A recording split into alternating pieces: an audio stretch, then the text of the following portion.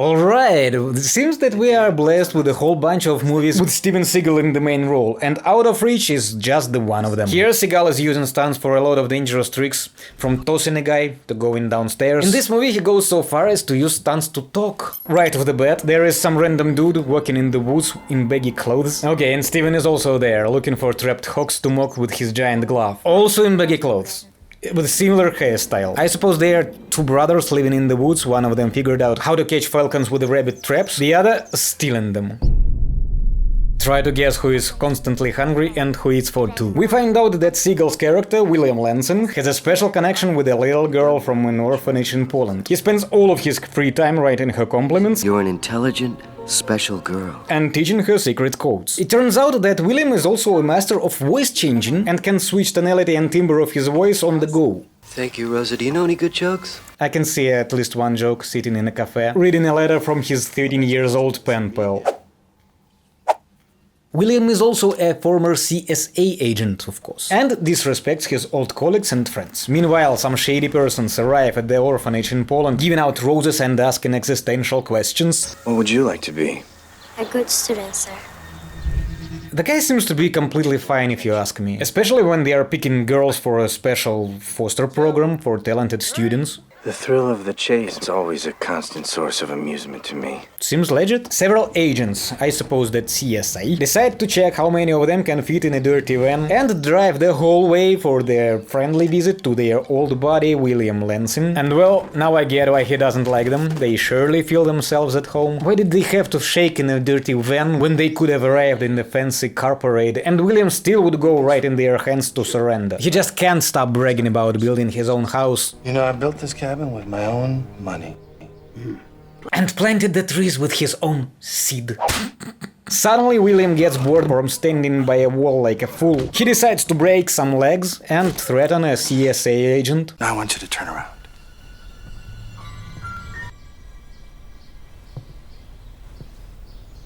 What the f***ing F?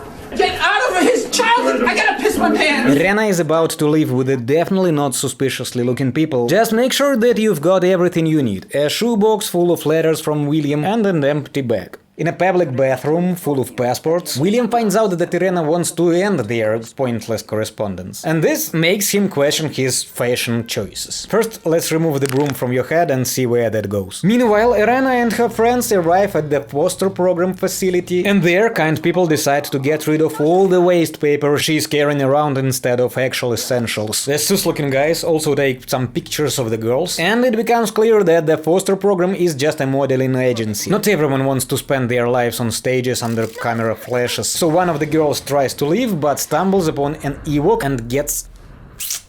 Luckily, William Lanson is already in Poland and with a new hairstyle. He is now allowed to interrogate everybody he wants and search for loot through people's stuff. He finds a cryptic word Napoleon on Irena's bed and Napoleon. this is actually nothing. Napoleon was just a word that William used to motivate her. Remember Napoleon the Great General? Like, be like Napoleon, conquer Europe, fail in Russia. She didn't know the guys were about to make her walk on stages and laugh about that. This is at least the second time. The director of the orphanage doesn't like the guy, and I can't blame her. She reports to a flower lover, Faisal, about fashionable-looking, multi-voice Bigfoot. In return for the information, director has to watch at Faisal's violating fire safety techniques and practice her yelling techniques. Meanwhile, William talks on the phone with some lady named Pani Polinievsky, and as soon as she hears another made-up name, she agrees to meet him within 40 minutes no matter how late it is. 40 minutes is enough time to fool a couple of gangs with a classic suit in the shower trick. Relax, guys, put your guns down, he is clearly not there, just left his jacket taking a shower. Yes, William! No! A little table won't stop... Who is this guy? And while the second gang is chilling on the floor after a slight pat on the back, his pal plays a hero and just won't give up the name of mysterious man they work for. Wrong answer. Yeah, I hope the second gang would be more cooperative, but instead of trying to get info from the second gangster, William changes his outfit again and takes a taxi to the orphanage, where it turns out that The head of the orphanage has been murdered. I have no idea how he managed to get away with murdering a man right in front of the whole street. Where and when did he change his outfit? Last time we saw the suit taking a hot shower of bullets from bandits. And where the hell is the second bandit? Why did you come to the orphanage? Wasn't you supposed to meet with Pani Polinyavsky? Why do you give this boy your shades? What's going on?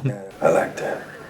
That's right. Detective Casielato is the only one smart enough to notice the huge bubble, walking freely around the crime scene and handing his phone number to every orphan he sees. Call me.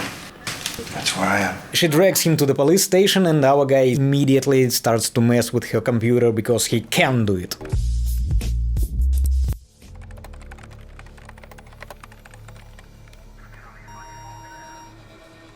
Faisal again shows his absolute ignorance of safety techniques. For some reason, he seems to be pretty much obsessed with William. The American? It doesn't exist. Then why are all your friends dead? Yeah, right, well, this doesn't make sense. What about those mobs in the hotel? They were good men, Colonel. We didn't argue that, but... Operation moves swiftly as he... The next day, William Lansing proves that he has an endless wardrobe and arrives with a fresh look to another crime scene with yet another dead body. It's your handwriting. He thinks it's Irena's body, but instead of checking it out, he starts this Oscar-worthy performance.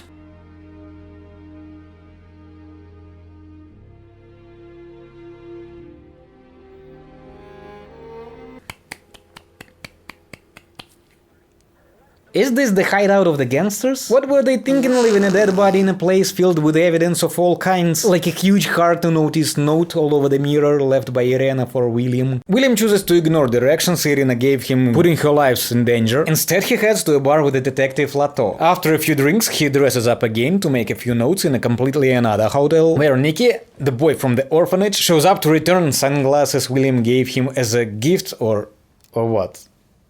Why is this scene so awkward? Irina taught you that, didn't she? Irina? Irina. Taught him? I taught Irina that. What's happening? It's a code. What makes you think he knows any codes? After a quick snack, William and Nicky decide to play some charades. Gangsters, military. And what'd they look like? One of them wore a hat. He had two eyes, a nose, and a mouth also, 2 ears. There it is. Yes, exactly. That's the guy. I'm getting word that police actually caught this guy. So here's a picture of the real guy next to the sketch that led to his arrest. Screw these descriptions, William still bursts into the police department to type some cheat codes to restore footage from a washcloth gangsters left by a dead body. Nothing much else seems to happen, except for the fact that Nicky has become an alcoholic who doesn't wash his face. William decides to check his knowledge in field of geometry, It's like a big ring. geography, What's this here? Embassies. Diplomats. and what about here? But anyway, William heads to United Alliance of Nations to show off his street magic to a nice lady at the desk. Okay, well, I'll just wait over here. Thank you.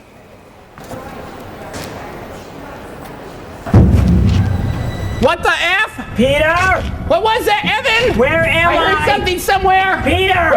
Evan! Peter, help! He smoothly enters to chairman's office, enjoys his photos, and messes with some papers. When the chairman returns back from lunch, Steven quickly makes up an elegant in its simplicity excuse for his intrusion. I've been known to make some very large donations, but it's a little thing called respect, you know what I mean?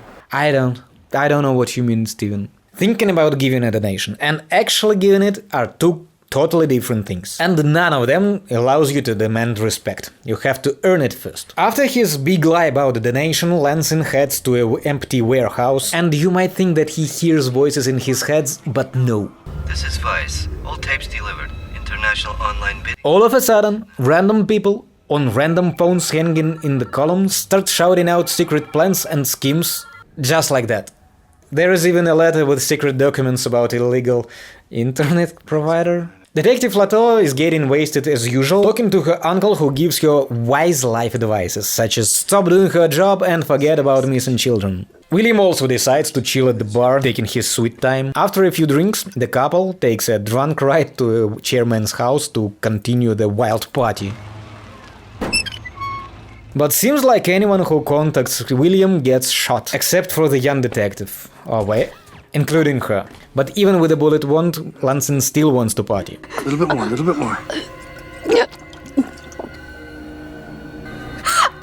Stay with me. We're done. We're done. It's over. It's over. You did good. So the next morning, Cassia wakes up with a terrible hangover, and William claims that he pulled out the bullet, but... Don't worry, I closed my eyes during the procedure. Talking about confidence. Still, if you're seeing double after a few drinks but need to do a surgery, just close one eye and you're good to go. Next time ask Nikki for some alcoholic tips. Meanwhile, William brings Nikki to a Turkish embassy because the boy had a lighter with a Turkish flag. And it's time to play Who Do You Know game. Is that him? Doesn't matter him or not, William still chases the car to a cultural palace with Turkish flags and you lucky son of a bitch. There is Faisal at the main entrance posing for portfolio pics. Is that the man? Son, is that the man? For God's sake, Nikki. I know you're far enough so Faisal can't see a huge bubble in a car staring at him, but stop irritating Steven. Just... Yes. Good boy. Now give me that, fool. William finds out about a ball in that cultural palace and really wants to impress anyone in there with his astonishing dancing moves.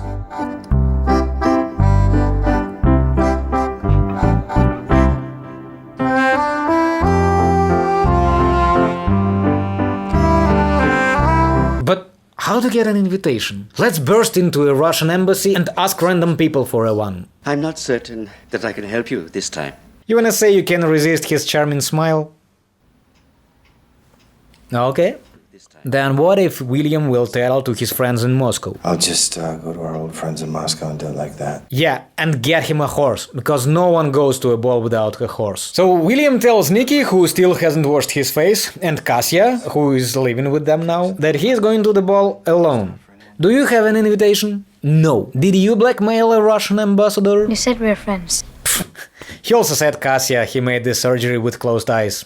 Let's be real. Just before the ball, Irina finds a new way to send secret messages by arranging snacks in a certain order on a plate. This is a trap. William's old pal, Lewis Morton, is already there to team up with human traffickers to catch our secret and elusive ninja hero. Finally, Lanson secretly and elusively sneaks to a ball undercover. My friend from Russia, Nikolai Rodchenko. And all the bad guys notice his wonderful dancing moves.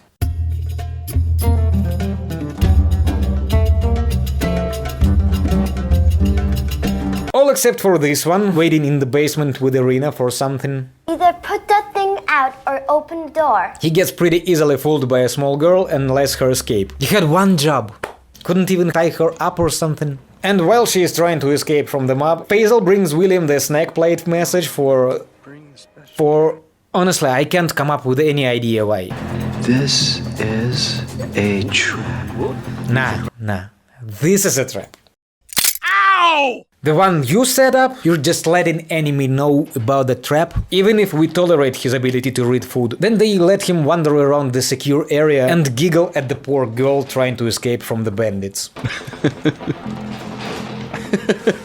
After having a blast at the ball, William decides that the real party starts only with girls. And after having a wild time at the brothel, William asks the lady to help him rob a random guy in a random Turkish cafe. But when he realizes that the guy they are robbing is one of Faisal's goons, he gets confused and apologizes. I'm sorry about your head, I didn't mean to do that. William offers the guy $20,000 if he tells Faisal some misinformation, $10K in advance, $10K after he'll do his part, and good luck seeing that second half of money pile. William is a pathological liar. Lanson ends up in who knows where and meets there Detective Lato and Nikki, and at this point it seems like the filmmakers just gave up trying to make any sense. Some random guy pops up and says that he'll take care of Nikki, Detective Lato kisses the boy on the cheek, Steven gets jealous and slaps the boy on this cheek.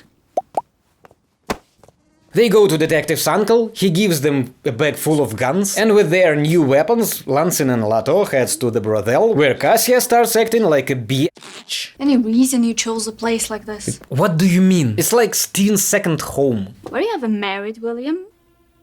Luckily, just in time, some bandits arrive and everybody starts shooting in all directions. Yeah, they just stand and push triggers for an annoyingly long time. Very complicated. It looked like it's easy, but it's not easy. You know, that's the FIFA. That's so. Think about how the gut feeling of it is so wild. One take. You know, you only Very do few one. times you get to do one take, and this is definitely worthy of. Yeah, we don't revisit this. We just we got it. Yeah.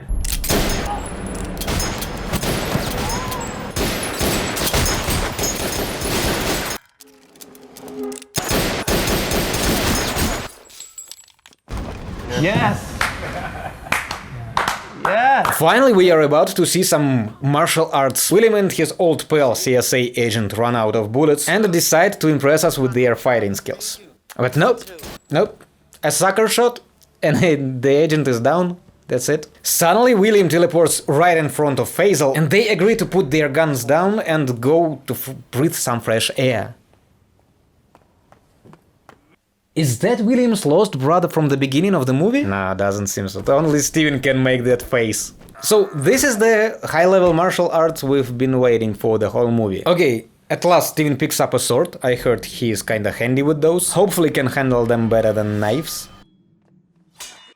I'm not talking about Star Wars level of choreography, but this is so dull, even Irena is disgusted with this fighting. They finally get bored with this circus themselves and charge at each other. And as Faisal stupidly completely opens himself, it's no surprise he gets killed with another seagull's funny face.